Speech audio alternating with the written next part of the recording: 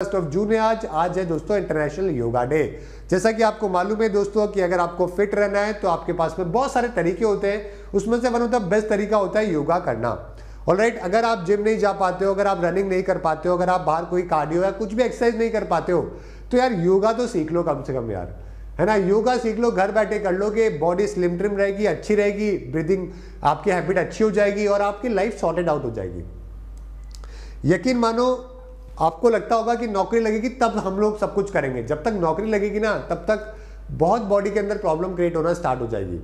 और आप परेशान होते हुए अगर पढ़ाई कर रहे हो तो फिर ऐसी पढ़ाई करने का क्या मतलब है, आपकी क्वालिटी तो खराब हो रही है ना पढ़ाई की। दिन का 1 घंटा निकाल लो अपनी हेल्थ के लिए, योगा करो, जिम करो, मेडिटेशन करो या रनिंग करो, पैदल चल के आ जाओ 5 किलोमीटर, जो मर्जी है वो कर लो यार, समझ गए। लेकिन 1 घंटा अपनी बॉडी को दिया करो, आपकी बॉडी सही रहेगी, माइंड सही रहेगा तो आपका क्वालिटी ऑफ स्टडी भी अच्छा रहेगा, आप अच्छा सोच पाओगे, अच्छे से खा पाओगे, बुरा खाना नहीं खाओगे और आपकी बॉडी सही रहेगी, समझ गए। इट्स ये टेम्पल के तौर पे आप मंदिर मस्जिद गुरुद्वारा की तो आप बहुत अच्छे से ध्यान रखते हो, लेकिन सबसे बड़ा जो टेम्पल है ना वो आपकी खुद की बॉडी है यार, इसका ध्यान रखो। ओके, इसका ध्यान रखोगे बाकी सब चीज़ें अपने आप सही हो जाएगी।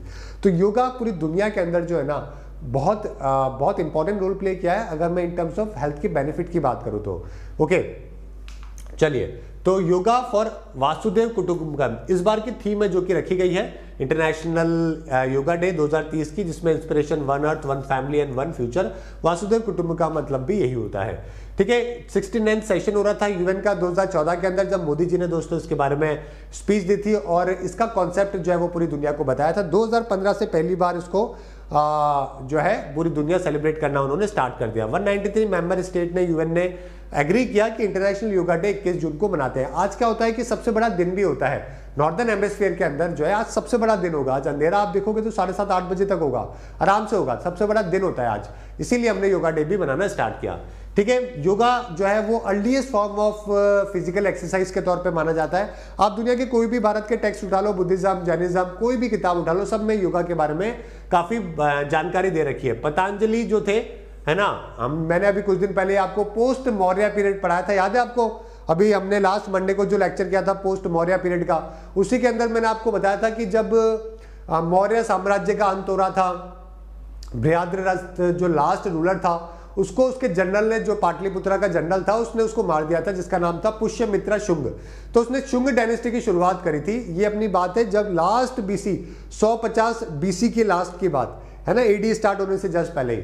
तो उस टाइम पे पुष्यमित्र शुंग ने मारा। उसके बाद में शुंग का ही एक जनरल था वासुदेव कण्व, उसने मार के कण्व डायनेस्टी की शुरुआत करी। तो ये शुंग और कण्व, ये जो ड्यूरेशन थी ना, जो एडी के बिल्कुल आसपास की है, 100 बीसी से 100 एडी के बीच में, इसी टाइम पे दोस्तों पतंजलि भी हमारे देश में हुआ करते थे, जिन्होंने हमारे देश में योगा को इंट्रोड्यूस किया। योगा सूत्र नाम की किताब भी जो है उनके द्वारा लिखी गई है ना। 4th सेंचुरी बीसी से लेकर 1st सेंचुरी बीसी का बताया जाता है। महाभारत के अंदर भी इसके बारे में डिफाइन है। इसमें कर्म, भक्ति और जन, 3 चीजों के बारे में बता रखा है, जो महाभारत में भी बता रखा है ना, कि आपको कर्म अच्छा करना चाहिए, आपको भक्ति यानी कि आपका डेडिकेशन किसी भी चीज के प्रति हो सकता है। भक्ति का मतलब सिर्फ भक्ति भगवान की ही नहीं होती है, भक्ति होती है किसी भी चीज की। जो काम आप करते हो अगर आप उसको डेडिकेटेडली कर रहे होते हो तो हम कहते हैं कि यार ये इसकी भक्ति करता है इस काम की।